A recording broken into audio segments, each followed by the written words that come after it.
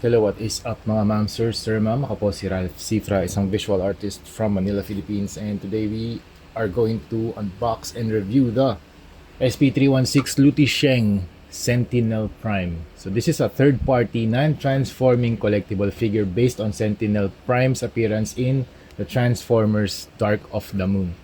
It is designed to match the high-end 30 DLX scale. So yung uh, ang match up nito mga ma'am sir, yung DLX na 3.0.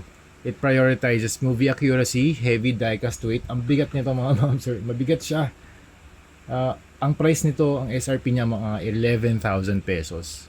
Very detailed paintwork. Hindi siya nagtatransform Ang key specifications nito and features, ang manufacturer nito ay Lutisheng. It is a independent studio, I think from China. Fourth party na nga nakalagay dito sa Gemini. Ang scale nito ay DLX scale, approximately 31.5 cm or 12.4 inches tall. Ang materials nito mix ABS, POM, tsaka die-cast alloy parts. Ang bigat, medyo matalas yung mga parts, kaya ingat kayo dito. Lalo na to, ang talas nito, yung kanyang double-edge sword. Ang design nito ay non-transforming action figure with a screen-accurate sculpt and multi-layered battle damage weathering. Hindi ko pa makita yung battle damage weathering dito.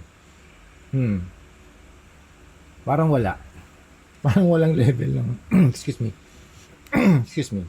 Parang walang layer ng battle damage dito. I can't see that.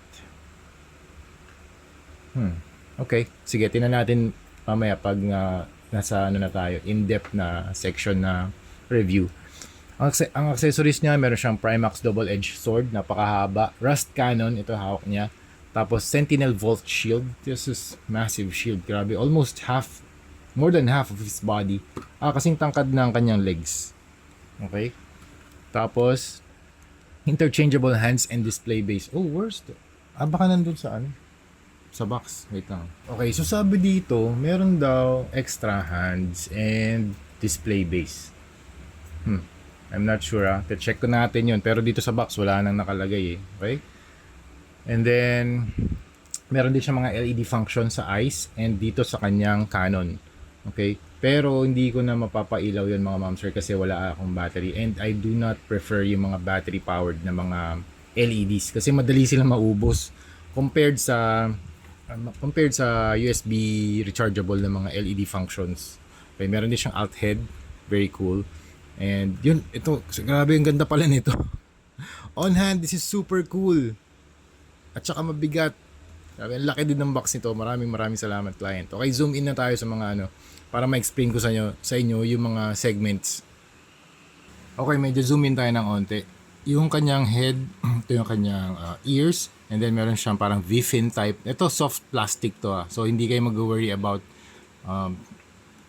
sa mga injuries. Okay? O kaya baka mabali ito. Hindi ito mababali kasi soft naman yan. Tapos may mga writings dyan na I think glyph na black. Very small. Ayan o. Ayun. Okay. So yan. Zoom out ulit natin ng onte. Tapos yung kanyang eyes, makikita nyo rin na merong mga divisions. So I think this piece is the best Sentinel Prime in the market right now. Grabe. Lutisheng, shout out to you. Grabe yung mga company sa China sa paggawa ng mga ganitong klaseng mga action figures. Grabe. What a year or what a time to be a Transformers collector. Grabe kung ganito yung mga binibigay sa atin ng mga toy companies, legit man o hindi, bootleg kayo, authentic, na-appreciate natin yung mga gantong gawa. Diba? Na-appreciate natin sila. Yung research, engineering, design, factory, manufacturing, and yung polishing, painting, the work that is delivered para the work that is done para makagawa ng gantong figure. Pero nyo, ilang pieces to worldwide? Maybe, hindi ko alam kung limited to, mga limited run to pero may mga available naman. At sana continue silang gumagawa nito. I think meron sa Shopee 11,000 pesos. Yan. Yan, order na kayo mga ma'am sir, 11,000 pesos to. I think meron pa, nakita ko manggagaling sa China, I think. So yun, check nyo lang, search nyo lang Sentinel Prime SP316. I think lalabas yun. Ganda nitong likod. Okay, sige, resume tayo. Sa likod, merong mga circular na sections, may gold. Ang color palette pala nito mga ma'am sir, gunmetal, copper, gold, and black. Meron din mga silver and red. Yung red niya, glossy, pero dito sa parts na to, actually okay din naman yung finish niya. Yung sa shoulders. Meron din gold plating dito. Ito may ibang texture. Para siyang carbon fiber na para siyang may metallic na texture na finish. This is kind of rough. Parang maliliit na mga studs. Yan. Tapos meron din siyang windshield or some mirror type na chest protector or chest armor. And natutuwa ako dito kasi ang dami niyang layers ng mga mechanical na mga parts like bolts, nuts, screws, hydraulics, shocks, cables, wiring, protection sa mga sa mga joints. Yan mga inner mechanisms dito. Grabe, ang lupit ng gawa dito. Ang lupit ng gawa dito. Yan. Okay, dito naman sa chest, meron siyang mga parang cylindrical na mga umiikot pa. Wow. Wala. Umiikot pa. Putik yan. What? Ito, medyo matalas lang to ha.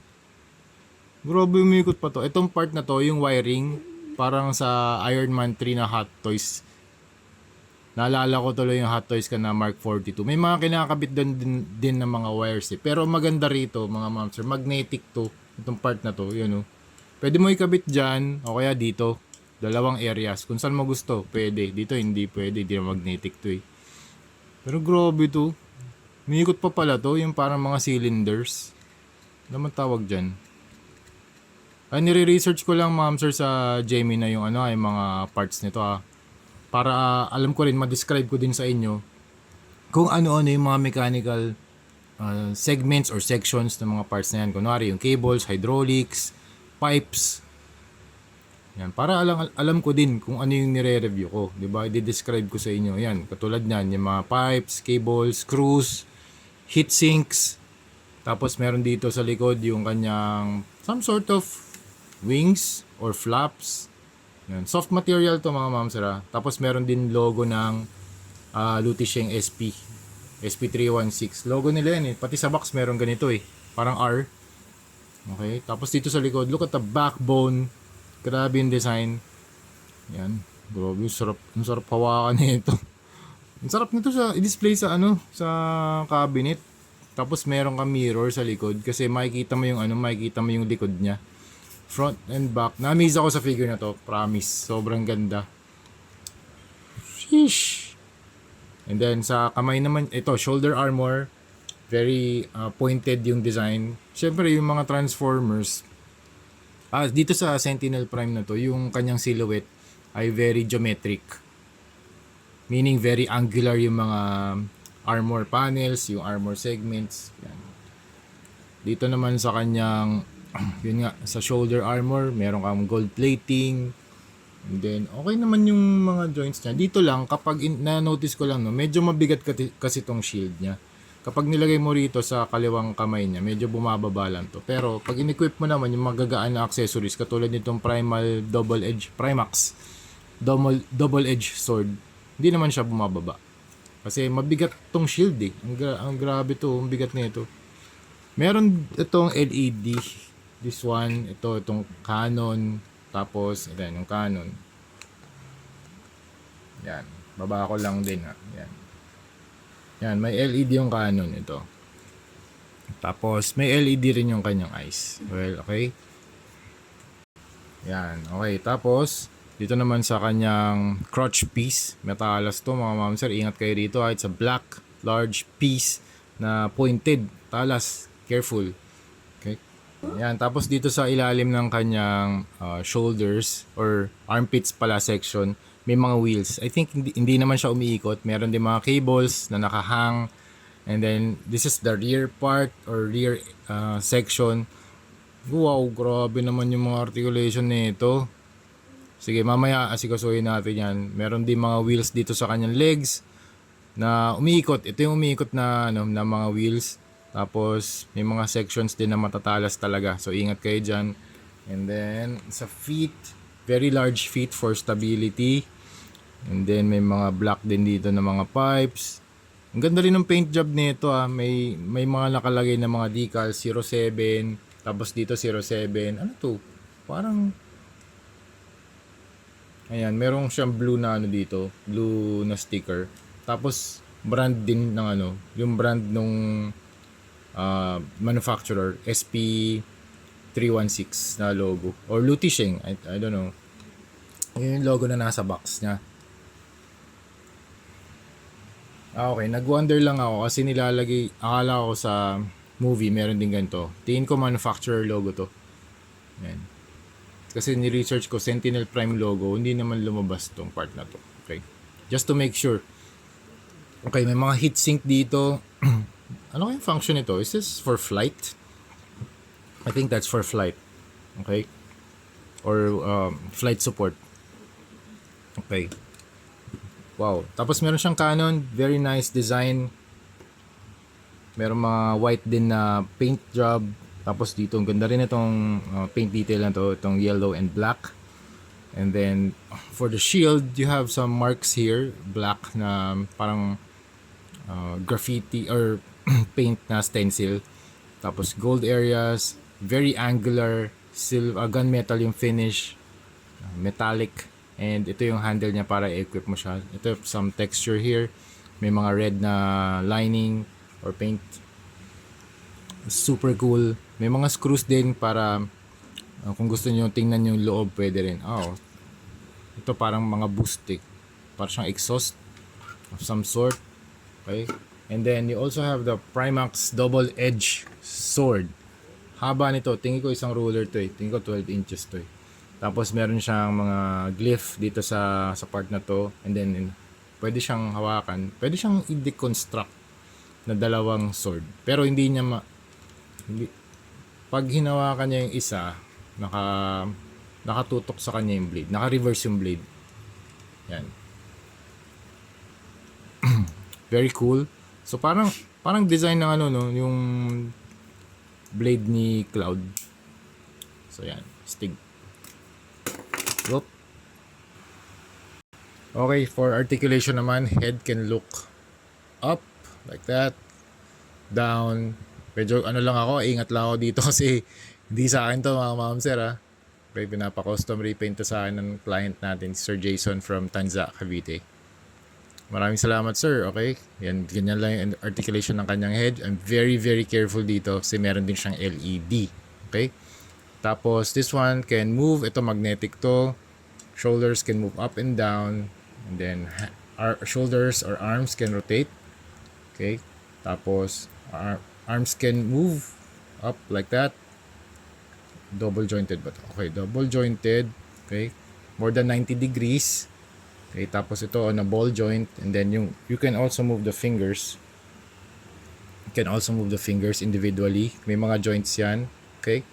Tapos yung kanyang waist can also rotate. Tama ba? Wait lang ah. Yan, okay. So, very slight. Okay. Ayoko na i-try ng 360. It can also tilt. Okay, I'm very careful dito. Sobra ma'am sir. Okay. Can also tilt like that. Okay, meron pa bang ibang nagagalaw dito? Ito, na-articulate din to. This one, some piston type of mechanism. This one can also move. It's on a ball joint. Yung mga front na metal plates. This one, yung windows or windshield can also rotate. And then, okay. Ito sa hips, hip armor can also move out. Can pop out. Tapos, try natin to ah. Yung kanyang legs can kick. Teka, dito muna sa likod. Okay, dito muna sa likod. Okay. Oh, this can move. This is on a... Okay. Tingnan natin ah. Okay. So, ito yung hinge meron dito para ma-move to. Up, front and back. Tapos rotation, up and down. Okay. This one can also do some crunches. Wow, that's cool. Okay, pwede mag-crunch. Okay, front and back. Stretch. Okay. Tapos kick. Pwede, uy, gagalaw kaya to. Maharang tong part na to ah.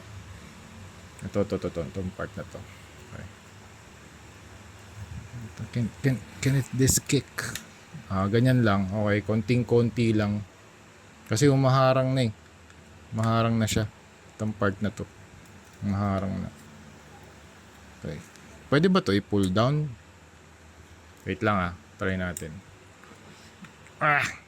Hirap. Hirap na. Ayoko nang pilitin. Baka masira. Okay, bend na lang natin. Bend na lang natin to. Ayan, okay. Okay, double jointed knee. Yan, ganyan. Okay. Ganyan lang ba? Okay. Pwede pa. Uy, teka lang. Baka masira. Okay. Yan na yun. Ayoko na itodo. Okay. Yan muna. And sa feet. Medyo mahirap kasi natatalas. Okay. Saan ba to? Pwede ba to? May toe articulation ba to? Okay. This one can move. Okay. Alright. Ano pa ba? So yun, that's it. Grabe, ang ganda nito.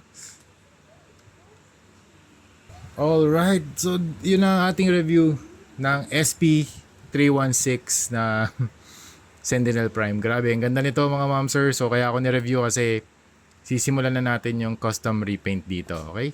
So ito na yung last time na makikita natin siya na super pristine and bagong-bagong yung finish ng kanyang paint. So para siyang kakagaling lang sa sa kanyang hometown, kung saan man yon, space ba yan. Walang damage. Hindi ko nakita yung yung mga battle damage na mga parts. Wala, halos. Dito ba? May battle damage pa dito? Parang wala naman. Ito yung sa head. Okay. So ito lang ata, this one. Okay. Pero everything else parang wala eh. So yun ang ating review ng ating Sentinel Prime SP316.